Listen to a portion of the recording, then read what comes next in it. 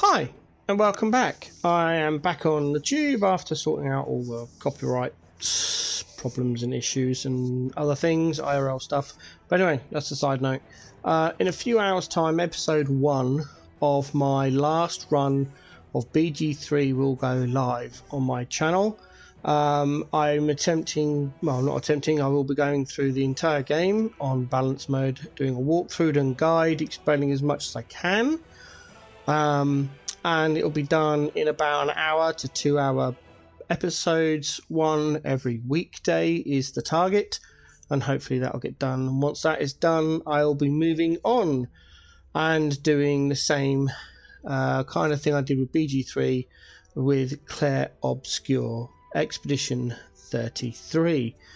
Now, this is recorded after the first couple of episodes, but at the end of the run, I will release my build guides and my walkthrough. So, if you wish to have those, then you're going to need to go all the way through to the end, and they'll be there. However, in order to follow the guides, you'll need to set up your settings. Like I did. Now I'm playing on a desktop PC. I've got a normal keyboard hooked up and mouse, that's fine, but I actually use an Xbox controller to play BG3 because I find it a lot easier for a variety of reasons which I'm not going to go into.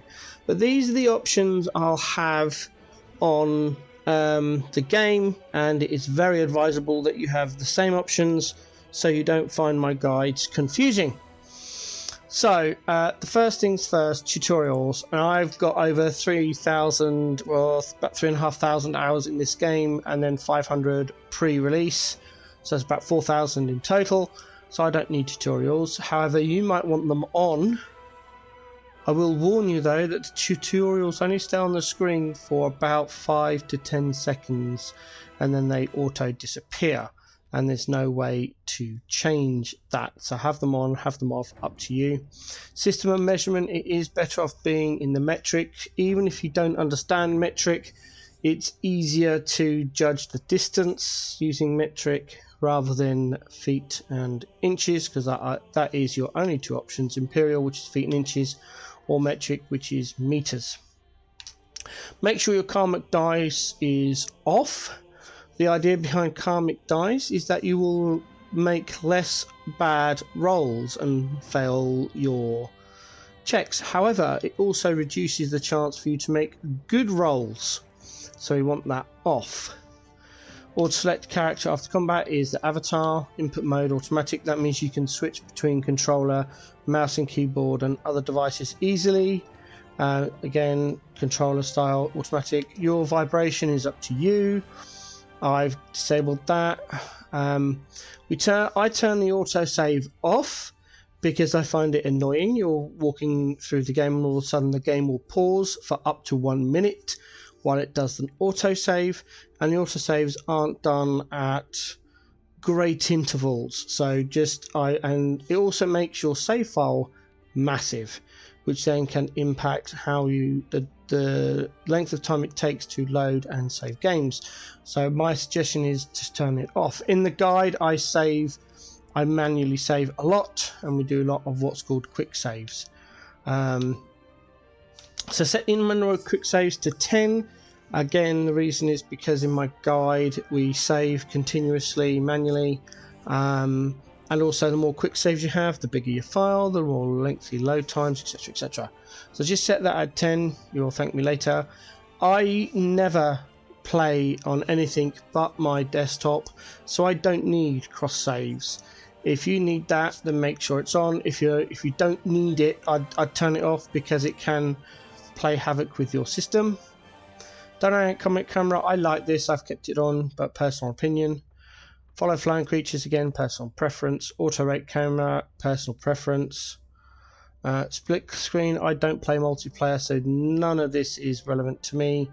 And again, I don't play multiplayer, so I don't need the all of the multiplayer stuff on. And there you go. If you're a streamer on Twitch or you want to play on Twitch, you've got that integration there, which is Interesting fun. And then here you'd have all your default controls for whichever input system you're using. Video, most of this is going to be automatically input. I go for borderless window, so if I am on mouse and keyboard, I can just switch between BG3 and other monitors and screens. Other than that, it's everything else here is default. I'm not a tech head. Interface, you need to have north facing minimap on. All my guides are written with this, so if I say I'm going south, that's in reference to the north facing map, north being pointing to the top of the monitor. If you do not have this switched on, you may find my directions confusing. I turn off pings. Recent activity I find annoying. That puts a combat log with lots of different things on your screen.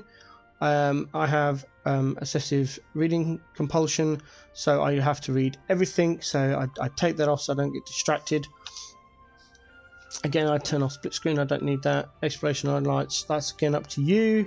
Turn-based highlights up to you. All this is all personal preference. I don't hold to end turn, I have different ways of doing that. Book size, that's going to depend on you. There's various different text sizes. I have the subtitles on. Again, personal preference.